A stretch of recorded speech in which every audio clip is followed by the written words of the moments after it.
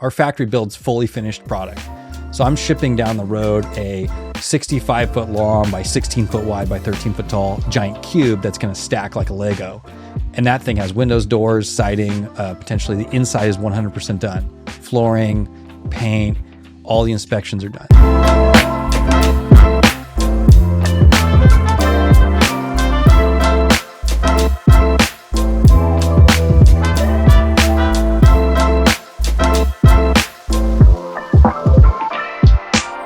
This is the Money Hole Podcast. My name is Chris Lamb. Please make sure to like, subscribe, and download if you like what you hear so that other people get the messages. Today, I'm here with my good friend, Dan Ferreira. Thanks for being here, bud. It's great to be here. When's the last time you did a podcast? A week. Oh, okay, cool. Yeah, I'd like to try to record. I actually try to record every week on my own. Oh, your own podcast? Yeah, well, so historically, I've always had a staff of about 100. Mm-hmm. And since coming here to start a new company, I've been down to maybe under a dozen. Okay. So I don't have the audience to rant with. So then I figured I better just record it because it kind of just bubbles out every week of a new thought on something or man, this is really important. I need to, and I always feel like I need to share it. So yeah. Now I'm just recording them and I don't know what I'm going to do with them. We'll see. Well, you got to get them out there, man. Podcasting is a very interesting thing right now. I mean, obviously everyone knows and listens to podcasts, but we were just talking earlier about, the traditional mediums that people would have to use, the gatekeepers to get a message out there. Yeah. And now you just fire up a camera and it's great. I did a 7-hour drive this morning and, it was recorded books for a while. Mm-hmm. Obviously I'm making phone calls, but then, there's infinite amount of content and it's in whatever format you like. You want 30 minutes of Chris Lamb? You got it. You want 3 hours of, I listen to hardcore history. I listen to Jocko. And it's just what mood are you in? Yeah. What do you need? And boom, you've got a world-class content creator or motivator or education in your ear. It's phenomenal. It is. It's really useful to have information at our fingertips. I want to jump. So I traditionally, with this podcast, we usually kind of talk about people's belief systems around money. It's very relevant right now.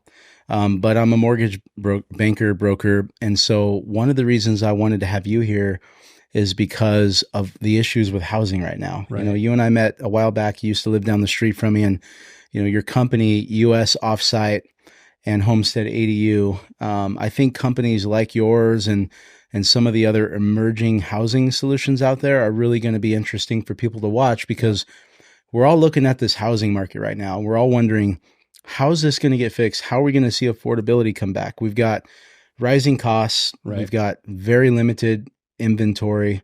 Now we have expensive money and everyone is expecting that prices are going to come down and that hasn't happened. And so I'd love to hear just if you could share a little bit about your companies, what you guys are doing, sure, and how that could be one of the solutions to the housing market. Yeah, it is an interesting environment. I got into the housing industry. I got into business ownership in the built environment. I'll call it that because it kind of spans architecture, structural engineering, manufacturing, construction, supply chain. Those are all the kind of spaces I played in. But I got in it right after 2008. So I got in at the bottom. Mm-hmm. So there's, people at the time said, oh, this is when the best things are created, when it's flat. Yeah. And, I'm hungry, got to feed my family. So I'm not thinking about any of that. I'm thinking about how to feed my family. Mm-hmm. But in hindsight, I look at it now and I go, man, the last few years up and to the right like crazy as we hit the money printer, it really begins to distort everything. Yeah. And so I go, wow, if you try to find real value right now, it's really difficult to do. And so I think there has to be a return to real value. And if you go, okay, if money's expensive, the money printer's on, so everything's inflating, all the assets are inflating, incomes aren't keeping up. Mm-hmm. We don't really have a mechanism to get incomes to keep up. So we really have, a math problem here. Yeah. And there isn't really a solution. The only solution, we say in housing, when you build things, you can either be fast, cheap, or high quality, but can't be all three. And I think in general, that statement has truth. But if you can move the threshold of efficiency through innovation, you can have all three. You can actually improve all three simultaneously, but you can't do it with the same math. You have to have a different way to do it. Mm-hmm. So for instance, if you want to build a hot rod in your garage, it's going to take a certain amount of time. You got to ship all the parts there, right? So, but if you want to build cars on an assembly line, radically different delivery method, Yeah. radically different result. So you can't affect speed, quality, and cost all at the same time because you have a different delivery method. Yep. So to me, after 15 years plus of what I call design build, kind of from concept to completion of projects all over California, the conclusion I came to was we can't change the delivery method because when you do design, engineering, building on site, there's so many limitations. There's the financing, right? So you can't finance it till you can appraise it. You can't appraise it till we have a permitted set of drawings that you can appraise off of. So there's these linear conditions that shape the whole delivery method, the permitting and entitlement process with the local jurisdictions, how many people I can get to a job site, how efficient I can be, the inspection sequence you have to follow with the city, county. So as long as you're playing by those rules, you're like the guy building the hot rod in his garage. You can't change it. And so my thought is we have to change the delivery method. And so moving to Reading 5 years ago, beginning to construct a 200,000 square foot facility that can essentially build 1 million square feet of housing, ship it 1,000 miles in any direction, and shipped about 70% of the entire project into a manufacturing sequence rather than a site build sequence. To me, that is a key that is not just for me, it's for everybody. So that's my big play. That's my big contribution is we have to change the delivery method. Yeah. Yeah, no, I love that. And for people that are listening, I followed that, but basically what he has done is he has found a way to build high quality houses on a site that they will ship out. And these aren't, trailers. These aren't manufactured homes. Like these are high quality, incredible, super high end amenities that you wouldn't even know. You wouldn't, in fact, you should actually, the way you would know is it's higher quality. It's higher quality. Higher precision. So imagine all the site variables, it's 110 out there, the quality of talent, the training you can do in a closed environment versus a site environment. Quality control. I can build you a 200,000 foot apartment complex out in the boonies with precision because I'm going to do it in a factory. So now your location doesn't dictate the talent you get. Your location doesn't dictate the cost of construction anymore, like the Bay Area versus here. We're going to take our economy in Reading and we're essentially going to export our blue collar culture of pride, and we're going to fix a bunch of dysfunctional coastal environments with that. That's another component of it. But everybody thinks of factory built as cheaper, but you think of a factory built car as cheaper? No, it's precision, it's beautiful. And so we just have to learn from all these other spaces. Automotive is the easiest to point at that this method is really the way we get it done. Yeah. So you guys are building houses on site, but you're also in the ADU world, and that's kind of a newer world. I've talked with a lot of people about California specifically and Washington as well.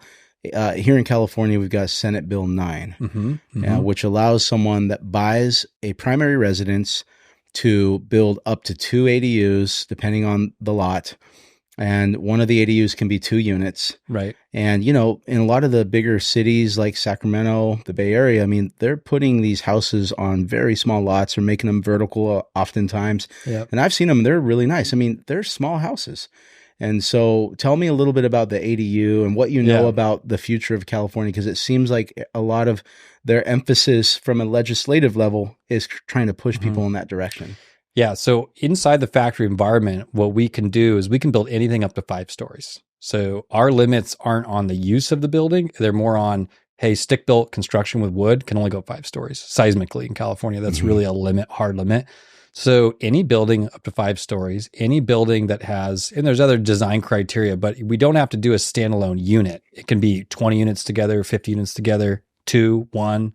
So what we did was we said, you know what?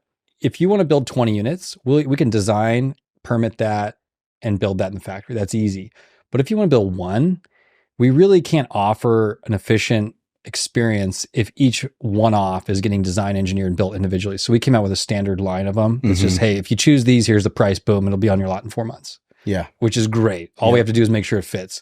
So the big trend here, if you rewind about, 4 or 5 years, is I think it's 57 counties or something like that in California alone, 4th largest economy, then every city. I don't know how many hundreds of cities. So every city and county has their own planning and building departments by California law. They have to. That means they make their own ordinances. They make their own restrictions. It's a mess. It's a freaking mess. So there's one little area that we build for, like in San Luis County, we have like 8 cities, 1 county, but then even within the county, we have 7 planning zones. Yeah. So you can literally move a mile. There's this one area that has like 7 water jurisdictions within a mile. Yeah. So you could imagine that throughout California, this amazing economic machine, we've complicated it so much that a developer, a builder, or even a consumer should be able to add value to their property simply, but it becomes so convoluted that it just shuts down activity, right? And so what California did, which I never thought they'd do, which I'm proud of, is they created for the first time what we call uniform planning regulation. So across the whole state, we have one rule. And what that did, it took about 2 years to work out. And that with these Senate bills, and the latest one is even an iteration on that, is they basically went to every city and county and said, city and county, back off. Because they used to restrict by lot coverage, by parking requirements, any city county could make up anything they wanted and make it impossible. Yep. So California comes in and says, here's a uniform rule anywhere in the state with very few exceptions. If there's water stuff, there could be some issues, but now it's green light. And the cool part is these things don't just empower developers, they empower homeowners. Yeah, they do. That's the fun part. Yeah. So now a homeowner has a way to become, I call a boutique developer, which throughout history, everybody always was. Yeah. It only got surrendered to these larger corporations recently. Yeah. So I think it's an exciting time of empowering people again in California, Washington to create assets, create value. I do too. Yeah. I want to talk a little bit more about the ADUs. So the biggest problem with the ADUs right now that we see, we have found that the cost to build them is getting a little bit better. And we are seeing more people that are seeing the value in building one and possibly renting it out. The problem is that there isn't a lot of financing mechanisms for them to be able to do that. If someone were to buy a house today with 5% down, right, they not only do they have to have the capital to be able to build an ADU, but they also have to work with their current mortgage company and get the permissions to do that sort of improvement. Right. And so I still think there's some work ahead to be able to open this up, and we're still in the beginning stages of this, but I wonder what it's going to look like 5 years from now. It's moving quicker than I ever thought it would. It's still early, but the fact that the government, actually there was a McKinsey study that was done in 2020. They came in and said, let's study California's problem. And anyone can find the McKinsey study. It was so accurate. And it basically read by 2025, or they threw out, I think it was a 5-year, maybe 2030. They had a couple thresholds. They said back in the late teens that by 2025, we're going to have a $3 million housing unit gap in California. Like, this is getting worse. And this is because we have lack of participants on the labor side. We have, so we have a supply issue, and the supply issue is caused by lack of participants. It's caused by lack of growth in small towns. It's caused by a bunch of things. But one of the main things they said at the end of this long report, you can imagine McKinsey, action items, government, you're the problem. Yeah. You take too long and you make it too complicated. So even people who want to get capital to deploy, they're stuck. And so the fact that they removed that hurdle in some fashion is amazing. That's a starting point. Now innovation can start.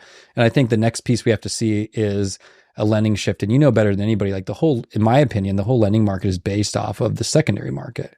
Like, what can you move, right? Yeah, but we're going to go full circle there. That's because Fannie Mae and Freddie Mac are the government. Right.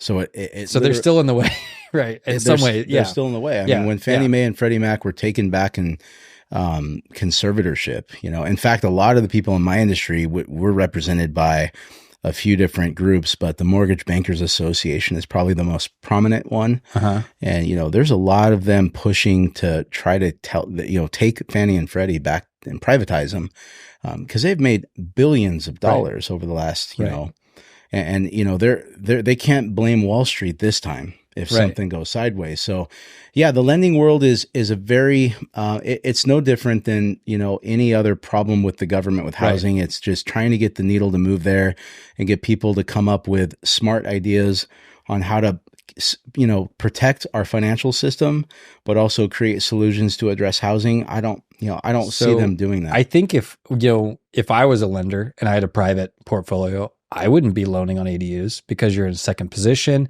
You're trusting a homeowner to get a $150,000 to $200,000 construction project done. That's a very weird size to build. You have to mobilize 30 trades into your backyard to do the small scope. Very easy to screw it up, very easy to go over budget. Yep. So there's not a lot of competition around that small scope. So you see a lot of people gun shy around it. So you kind of have the one-off players in the space, but you can't, it's such a small scope that's so broken up that it's very difficult to, it's like calling a plumber out for 1 hour. It's going to be a few $100. There is it's a way. Too small, right? There is a way. And my friend up in Washington is doing this. The basic terms is a condo conversion. Okay. So what he's doing is someone will buy a house in a good area that is prime for an ADU or 2 ADUs. And it has to be in an urban area, which most of this area is. And basically what they'll do is they'll purchase the property, get a mortgage, and then they'll apply for the ADUs, which is streamlined now. Right. They'll also apply for a condo conversion of the property, Right. which allows them to carve out a lot or 2 lots. So now they have an exit strategy within the lot. Right. They will record a refinance, the lot line adjustment, for lack of better terms, which is a condo conversion, rezoning the properties into condos, and the permits on the ADUs at the same time. And now they have the loan on the property with the house, and they could have 1 or 2 lots that are now free and clear. And then from there, they have collateral towards a construction loan, a private money loan, because they have free land. Right. So we're basically dicing up assets to create more assets. That's exactly. And creating some value along the way. Right. We did a bunch of this community I built for down on the coast.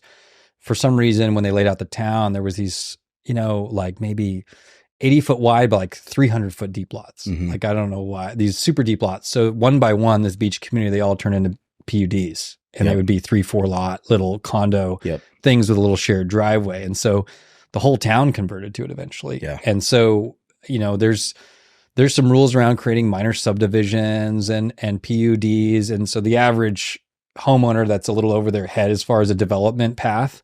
And there's certain lot size you have to maintain, et cetera. This pretty much opened that same concept up for everybody. Yeah. And it's interesting. The whole fabric of our urban communities is going to change. Yeah. And it needs to change. It does. And so, there's a lot of negative press around smart cities. When I went to school, that was the big thing. Smart development. And the idea around it was like, stop sprawling. What we did in the 70s and 80s in Southern California was not good. We don't need a big enclosed mall out on the outskirts of a town. Right. That's not good. So I think the pendulum swings back to, hey, let's be intentional. Let's create some density. Let's reimagine the cities. And obviously that can go too far. Yeah. But right now, the weird thing for Californians is like, there's this thing like private property rights. So you can kind of do what you want within the rules, and everyone's got to get used to that freedom again. It's going to look a little messy for a while. There's going to be a lot of opportunities. And, if you live in an old downtown neighborhood, it's going to get denser. Yeah. And, I think on the other end of this movement, it's going to be beautiful, but between now and then could be interesting. Yeah. And I think what's important to take away from this, is that there is an insane opportunity in California right now for people that are looking at it and paying attention to some of these Senate bills that are coming out. Hey, Matt, I would love to hear a little bit about, some of the conversations you're having with Maui right now. Obviously I have a lot of friends that live in Maui. I used to have a place there. We go there all the time. It was obviously a heartbreaking story. Sure. It still is. It's horrible. But you're talking with people about some of the solutions that you have with your company, and I would love to hear that. And on top of that, one of the ways I'm interpreting what I'm hearing is based off the Carr Fire. I'm looking at the Carr Fire. I'm looking at what FEMA did. I'm looking at the way that private citizens reacted here. I'm looking at the FEMA money went through the Catholic housing. I forget all the acronyms. They got 10 mobiles back after 5 years or whatever they got done. It was, same in Paradise. It's unfortunately the path to rebuilding a town that's been wiped out is you don't really have a good case study. Right. It hasn't been done well yet. And we've experienced that. Paradise experienced that. So one thing I've been learning in my career is just, you can have a great idea, which some of us get all the time, but if you don't have the right people, then it really, there's no way to execute it, and you shouldn't execute it. It's almost irresponsible to move on a great idea unless you have the right team. Right. So I do tune in though, when the people start to line up around an idea. I go, oh, okay. So, up here we have several people on our team that have history in Hawaii. I personally don't. I would love if I did, but I don't. And, so when that happened, immediately a lot of our team came to me right away and said, what can we do? How can we do this? And I just, honestly, I just started praying about it. I'm like, oh, if we're supposed to help, you got to line up the people. And within a few weeks, and even this latest week, I'm on the phone with private developers that have been there for decades, that are great local people, churches that are on the ground floor that are just helping people that have connections. And what I'm listening for, which has been really fun, is what do the local people that I'm not, what do they need, and what do they want this to look like, and how can we support that? And so the best thing we've come up with so far is, FEMA's kind of taken over. They got to get a clean bill of health. So there's just a lot of slow moving parts. Yeah. But at the end of the day, I'm like, okay, back to my understanding of planning, zoning, building permits, lending, insurance, all that, right? This kind of multi-component. And you go, okay, you got underinsured people. You've got a very dynamic situation. They've got to get money. Some of them have to borrow money. They have to work with the insurance. They have to get planning, zoning, things worked out.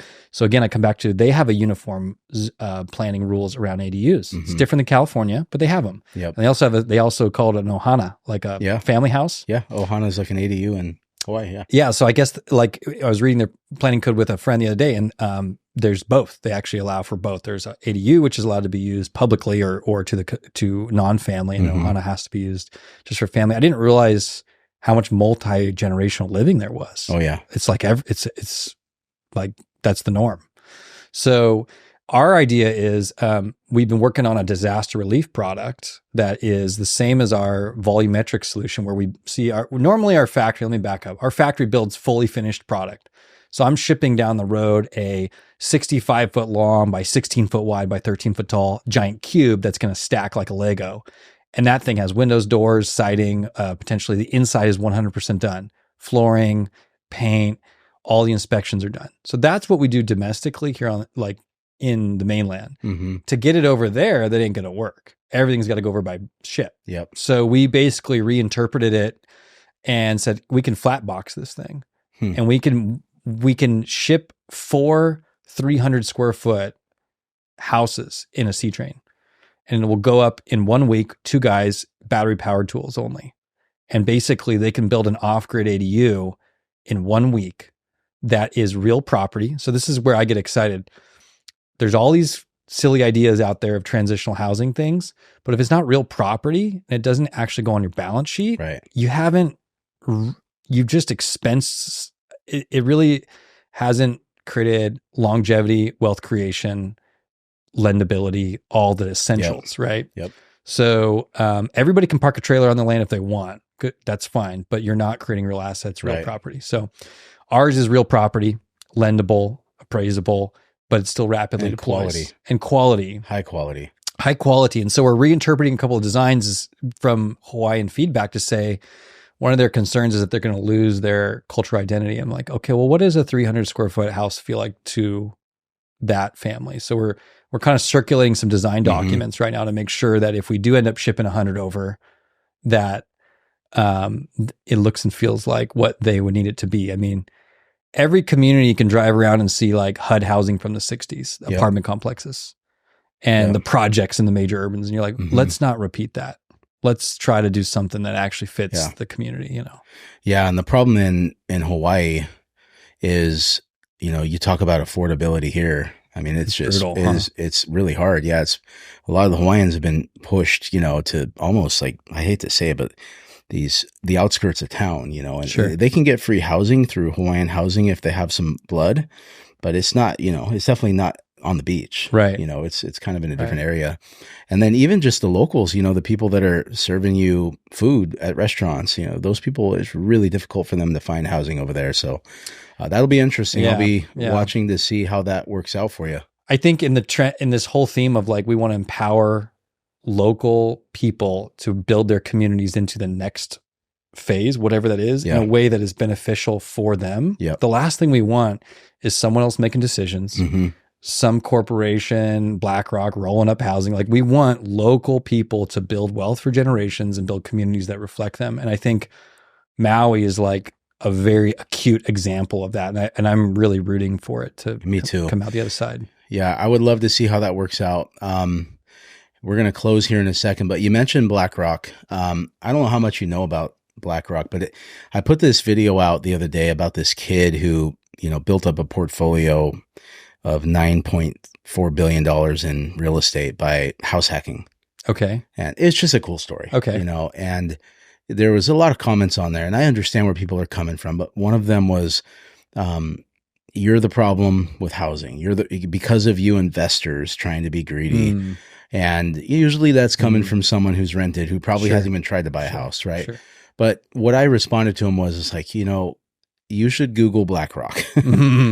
Because a lot of people don't know, but that company is buying, if they keep doing what they're doing, they will hold more, like 50% of residential real estate in America within a short period of time. They also, I watched a podcast the other day and I looked this up. It's real.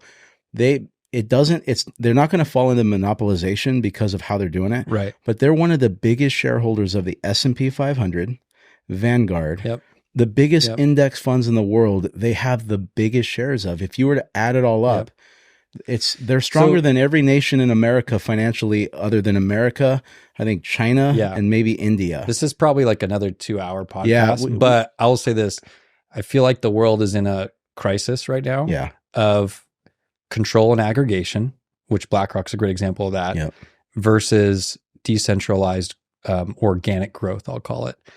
And the danger of the control, and this is the financial take on it, is that when you hit the money printer, people can read about this thing called the Catalano effect. I might be saying it wrong, but the closer you are to the money printer, the more enriched you get. When you hit the money printer and print money, whether you send it overseas or domestically, whatever, if you're holding assets, you get richer. If you're a W-2 employee with no assets, you get poorer relatively. BlackRock is very close to that. Them and others are so close to that money printer that every time it prints, for every dollar you and I get enriched or anyone, they're getting, I don't know, some multiple. And so I think the world, we have a moment here where we say we reinvent the way that we live so that it doesn't aggregate. And I believe the decentralized backside of that would be the most beautiful renaissance of creativity. Yeah. Or the alternative is it all collides to the top and it gets ugly. Yeah. So I'm rooting for us. We have history that tells us how that goes. So, well, we'll save that for another conversation. I appreciate you chatting with me today. If someone wants to find information about Homestead ADU or UF Offsite, we're going to put your links in our description. And man, I'm so pumped for what you're doing. I'm rooting for you. You know that. It's been doing it for a long time. And that would be so incredible if you were a part of the solution in Maui, man. So I love it. Appreciate you. Yeah. Thank you. Thanks, guys. Please make sure to like, subscribe, and download. And we hope you enjoyed this episode.